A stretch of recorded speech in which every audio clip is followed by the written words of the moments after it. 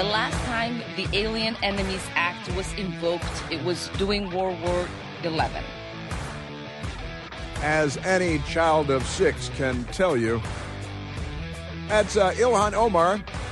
She should just be happy that there aren't black scorpions crawling over her sun-bleached bones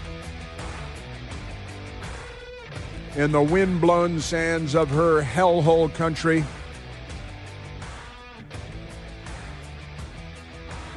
Where they don't play Led Zeppelin. It's Somaliland. It's been a long, long time since they rock and roll, but they live with rocks. They live among the rocks. The Democrats, and listen to this, the May Day protests across America. They say that hundreds of different protests, thousands of people, left-wingers protesting against billionaires, approximately 600 groups, including hardline communist groups and others affiliated with the Democratic Party, Democratic Socialists America, the Communists, the Party for Socialism and Liberation. They're all out there. Their banners, their signs are out there today. Hardline communists and other affiliated groups affiliated with the Democratic Party are mobilizing across the U.S. Friday, that's today, May Day, to demonstrate for May Day, considered socialism's only high holy holiday.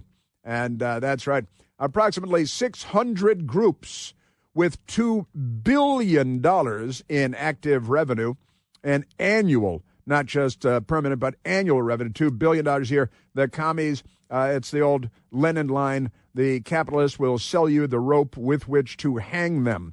And the Democrats raise $2 billion a year for these groups, 600 groups, $200 billion in annual revenue, hosting an estimated 6,000 events nationwide for pro-socialist May Day demonstrations. Chapters of the Democratic Socialists of America are leading organizing efforts alongside groups such as the People's Forum, the Party for Socialism and Liberation, the Answer Coalition, Code Pink. They're little organizers like the little beavers that they are.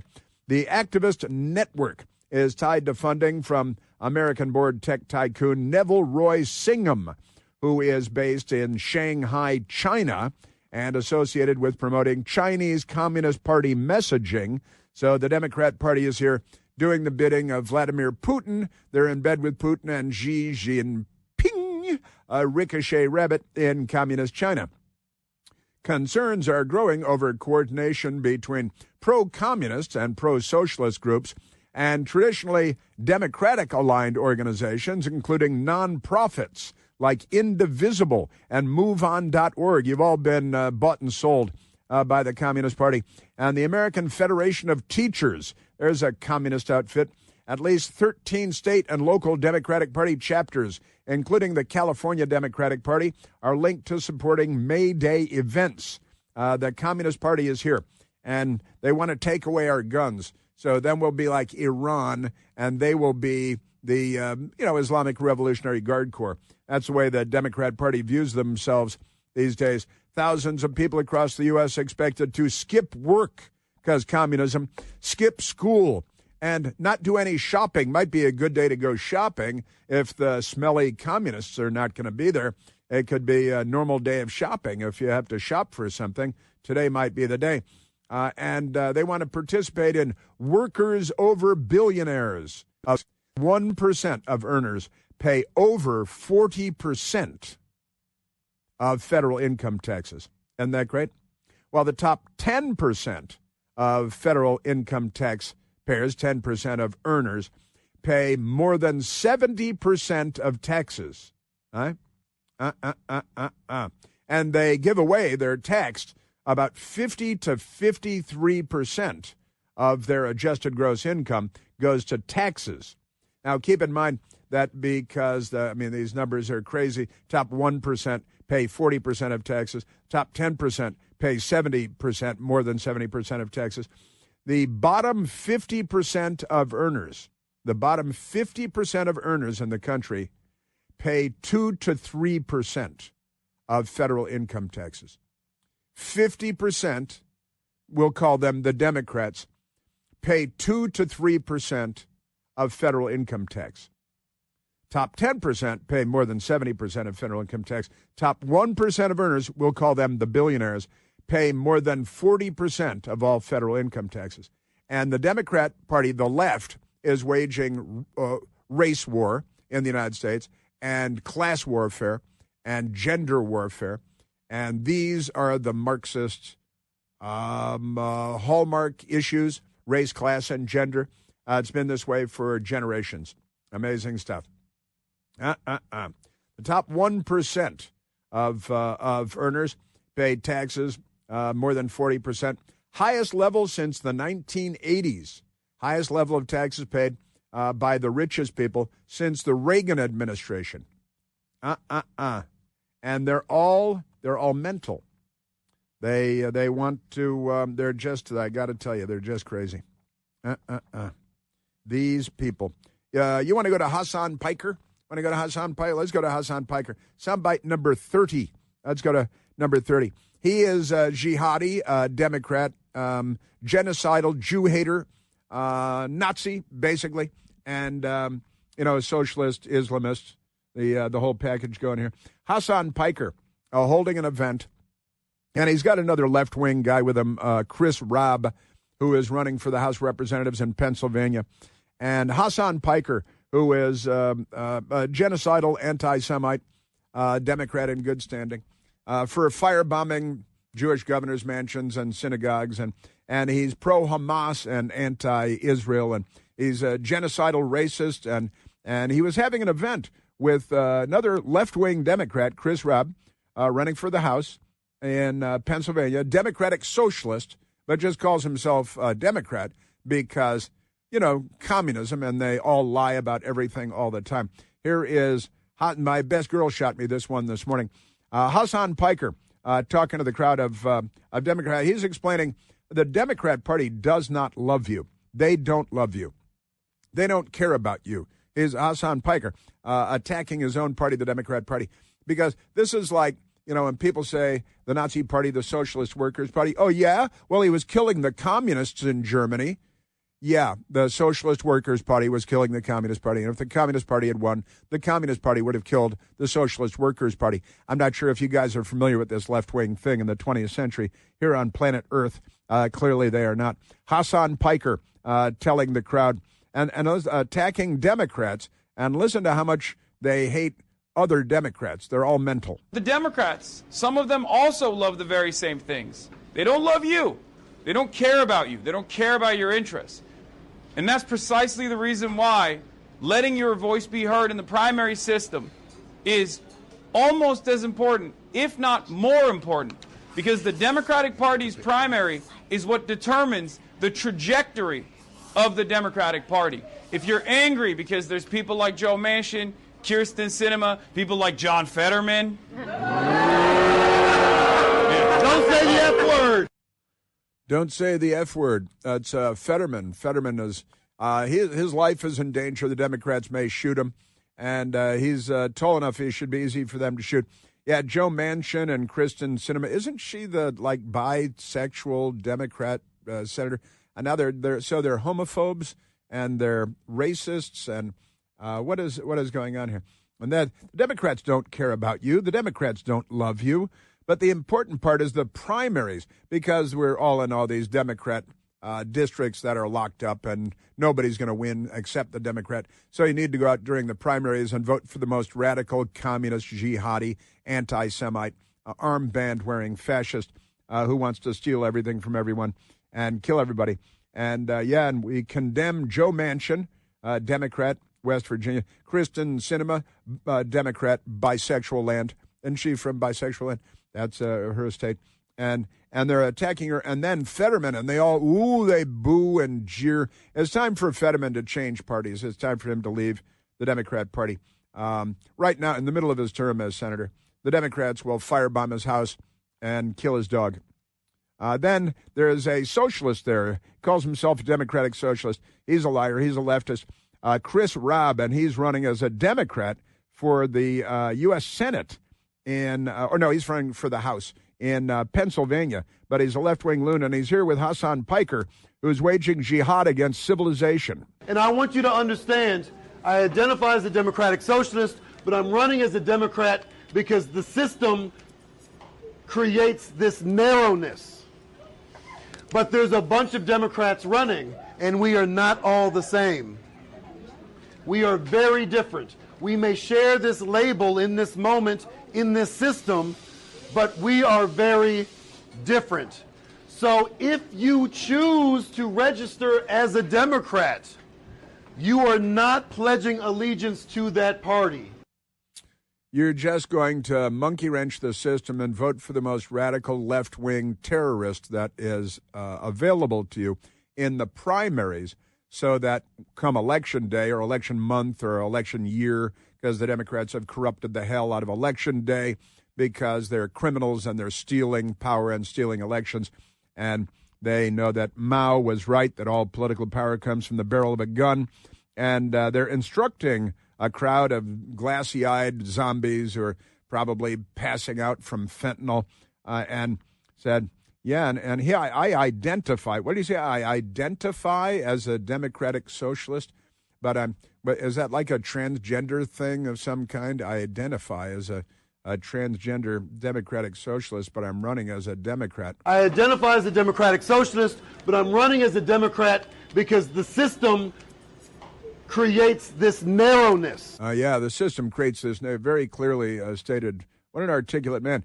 He's neither articulate, nor is he bright, nor is he clean. He's definitely not Barack Obama then. This guy, Chris Robb, he's a Democrat. He's running for Congress in Pennsylvania. And listen to what, and the Democrats don't love you. The Democrats don't care about you. They hate Joe Manchin. They hate Kirsten Sinema. They hate John Fetterman. Because they hate almost everybody. You are using your power in that moment to vote for the person who you believe reflects your interests, and the interests of the communities that you hold most dear, some of whose members cannot vote because they may be too young, or they may not be citizens, or they may be incarcerated. That's the Democrat Party base. Underage people that they're molesting everywhere you look. You may be in prison because you're all criminals and you should stop shooting people. And you may be an illegal alien. And this is what the Democrats are talking about. At public events, at public venues filled with Democrats, I identify as a reptile. Yeah, sure you do. I'm a transgender street prostitute, reptile. I'm a reptilian. And the party, they don't care about you. They don't like you. Come on, you got to get out and vote for me. Vote for me. Because the children and the illegal aliens, they have trouble voting. That's what they're saying. That's the Democrats don't love you. This is a mentally unwell group of people. They may be too young, or they may not be citizens, or they may be incarcerated.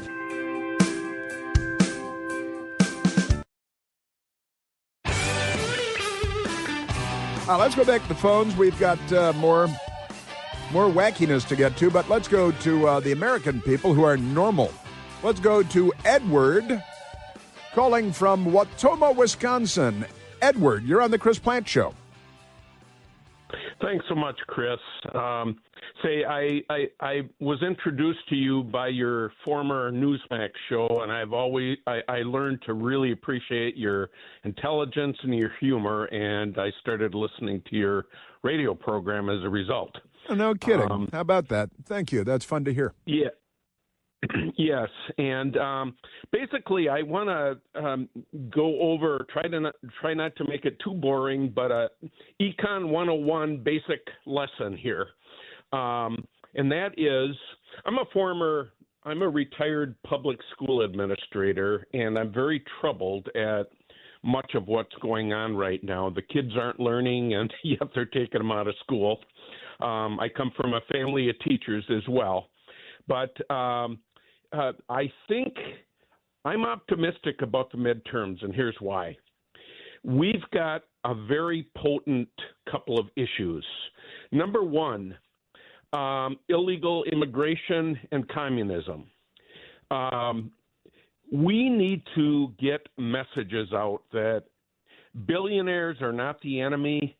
They make our standard of living so high that the poorest of the poor in our country right now have a lifestyle that the richest of the rich 150 years ago would have literally killed for. Yeah, sure. Number two, socialism equals slavery. Number three, and this is what I really want to hammer, these marches are, the main genesis of these marches are the illegal alien issue, the illegal immigration issue. And they want to flood our country with masses of people. And of course, anyone that knows basic economics, what does this do to wages of the average working person? It drives them lower than the Iranian Navy. Basically, and you know what, Chris? African Americans are starting to figure it out because they're slowly but surely listening to the conservative voices. And leaving the plantation. Yeah. President Trump up 12 points with black voters recently. Yes. And that's why I want our conservative politicians. I'm always reluctant to say GOP because they disappoint me so much. Sure. But our conservative politicians, I want them campaigning in urban areas. Yeah, I agree with that. Also, Latino voters should be owned by Republicans as well. Catholic, Christian, hardworking, family.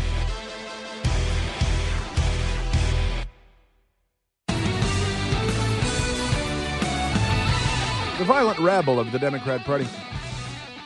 Being reported out of Washington today. I told you that my best girl and I last weekend, we went down to the mall, the Lincoln Memorial, the reflecting pool in front of the Lincoln Memorial, which President Trump has had drained and is being refurbished, renewed, restored. And you don't see the reflecting pool empty very often. It's been decades, I think, since the reflecting pool was empty. But we went down to check it out, and the bottom of the reflecting pool will be a bright blue and very interesting blue. So it's in progress. And here is this morning's headline. 2 areas of the Lincoln Memorial reflecting pool are covered by tarps this morning, by tarps. The U.S. Park Police are on scene talking to workers and apparently looking for evidence. Evidence. Are the Democrats murdering people down there? You know how they like to do that. They're murderers. Looking for evidence. Unknown what happened, but the construction site has reportedly had some graffiti over the last few days. The Thank You Trump banners have been removed. So it sounds like the Democrat Party went down there and vandalized the reflecting pool between the Lincoln Memorial and the World War II Memorial, and then the Washington Monument beyond that.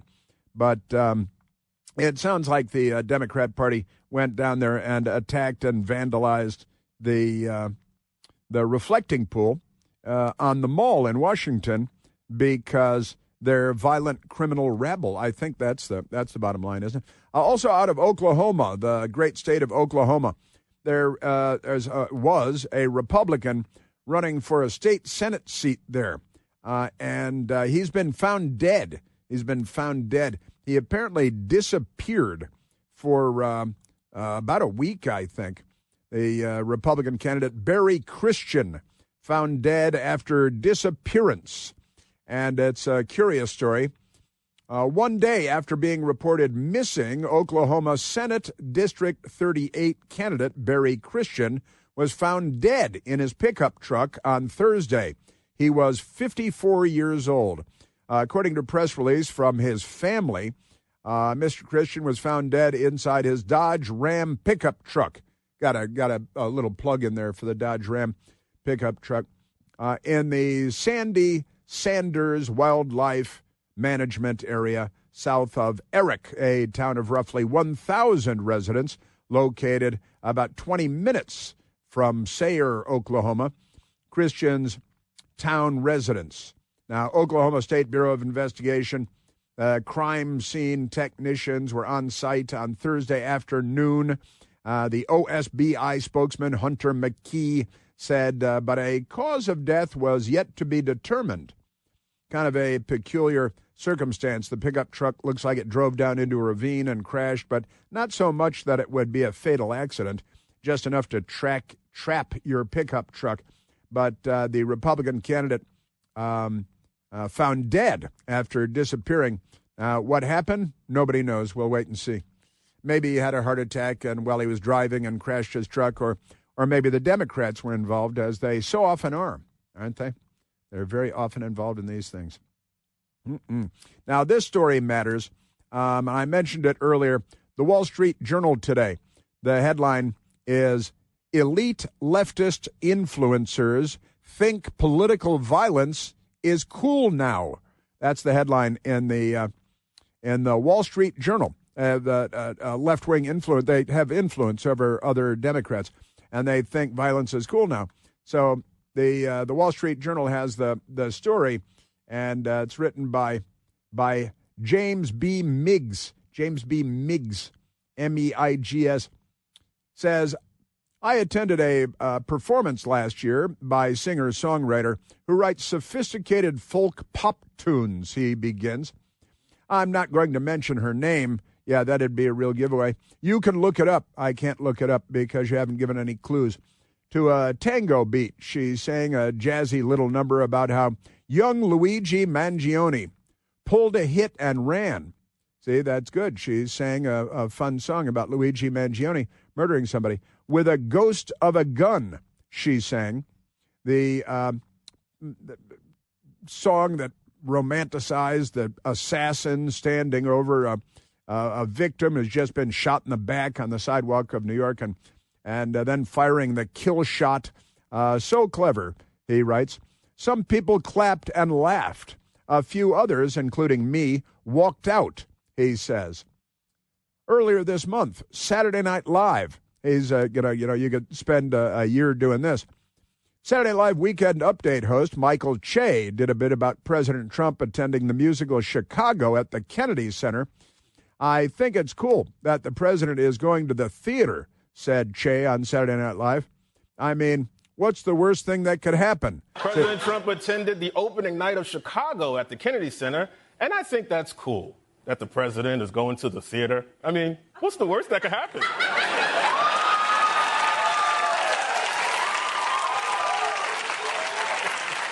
The Democrat Party teaches murder. The Democrat Party teaches crime. They teach millions to be bloodthirsty and hate-filled, and they just hate everybody. They're kind of amazing stuff. Defying the stereotype that Americans don't remember our history, the Saturday Night Live audience got the joke instantly and cheered, he writes.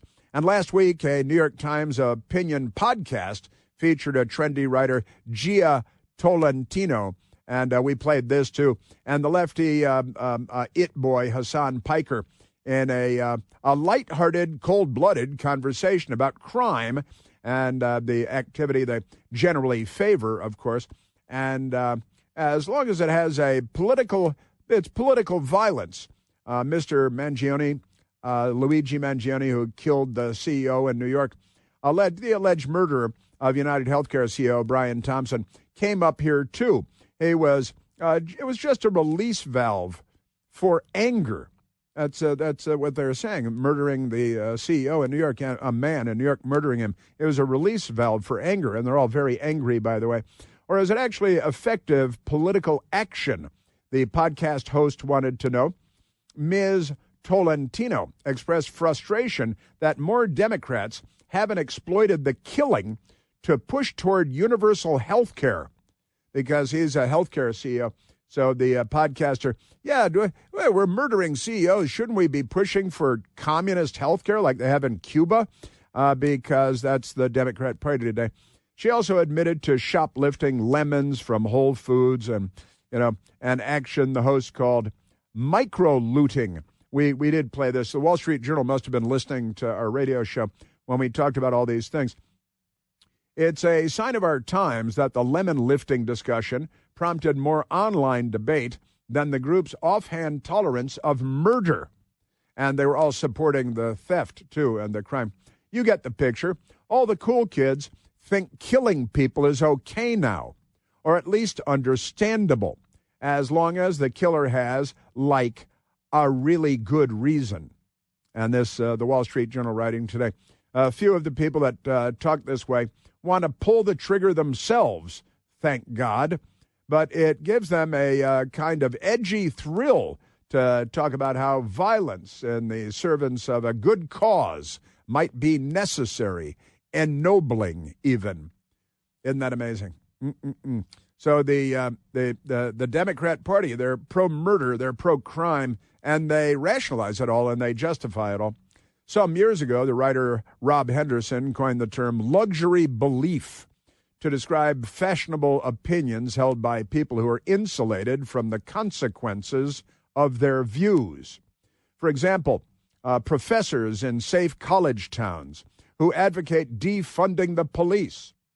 In a Free Expression article earlier this week, Mr. Henderson noted that glorifying micro-looting is a luxury belief because the people praising it aren't the ones who pay for it.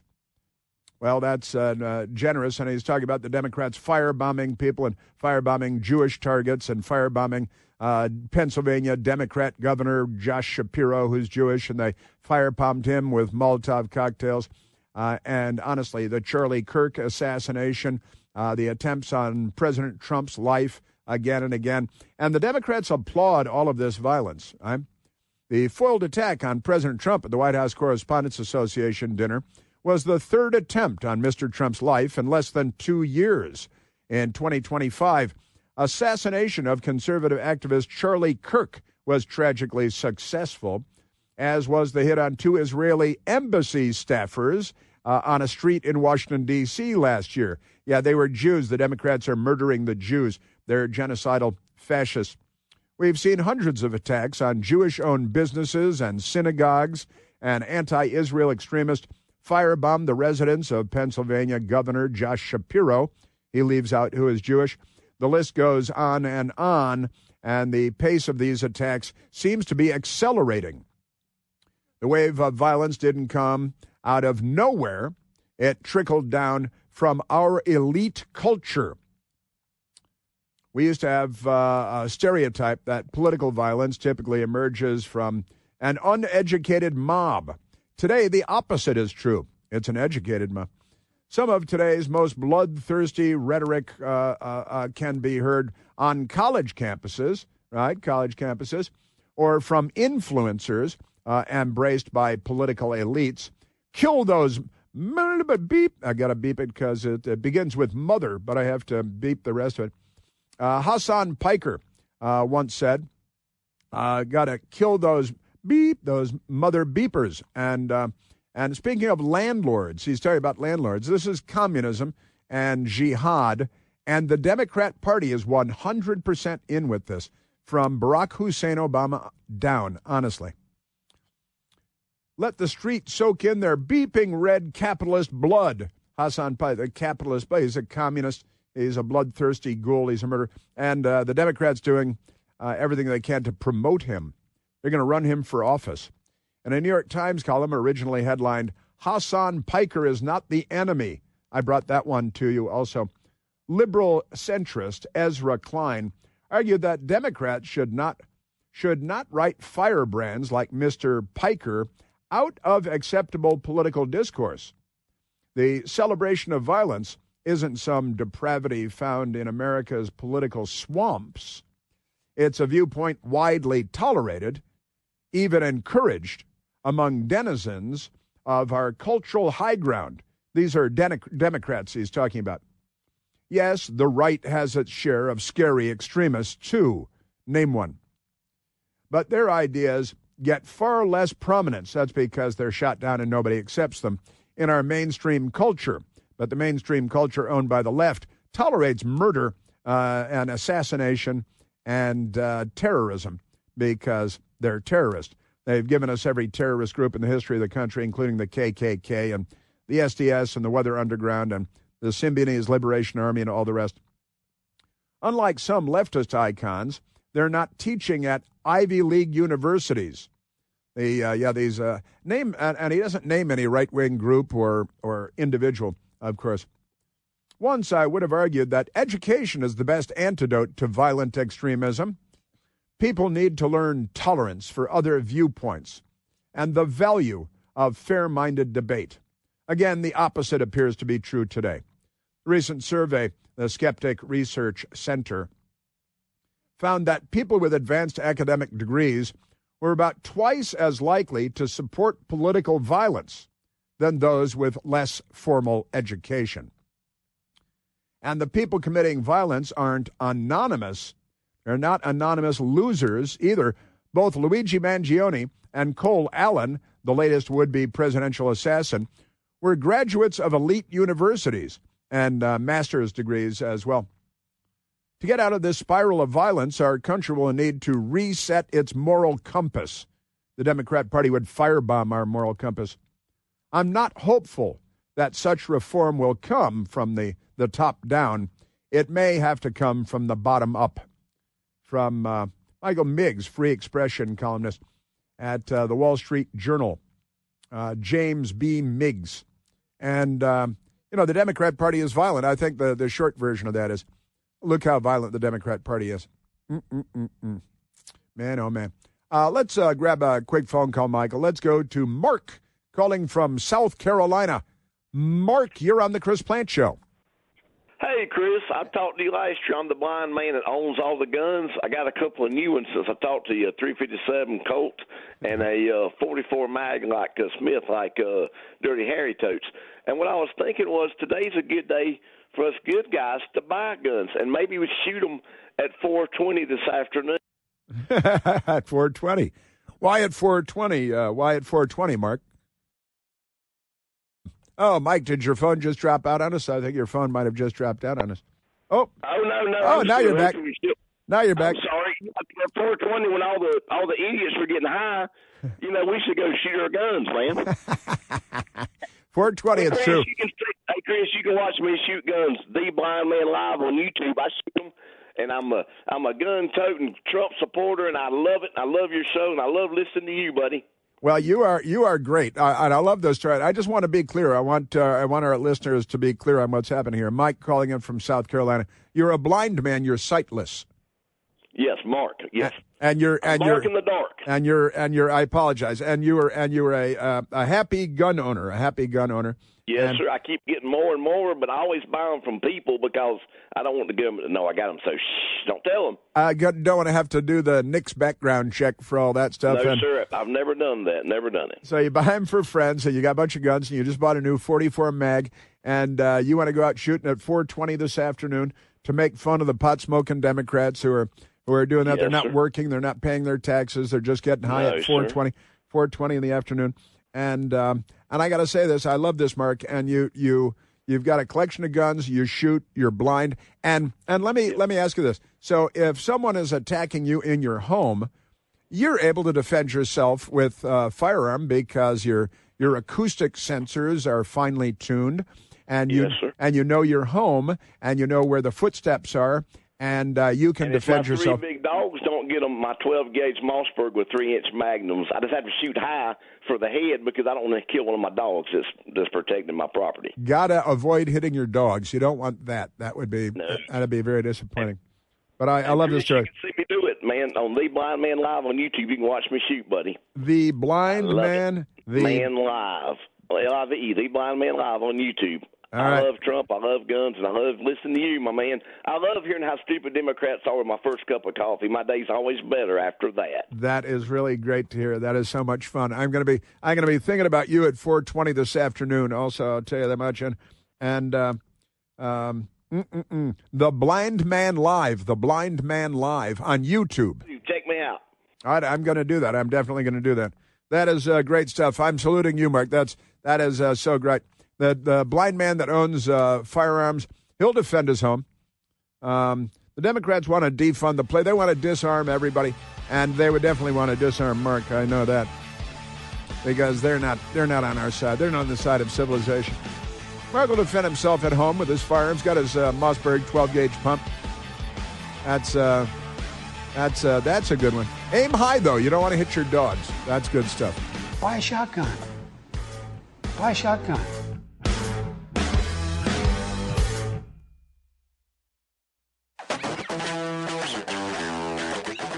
All right, it's Friday here in America. That means the Democrats want to kill America even more.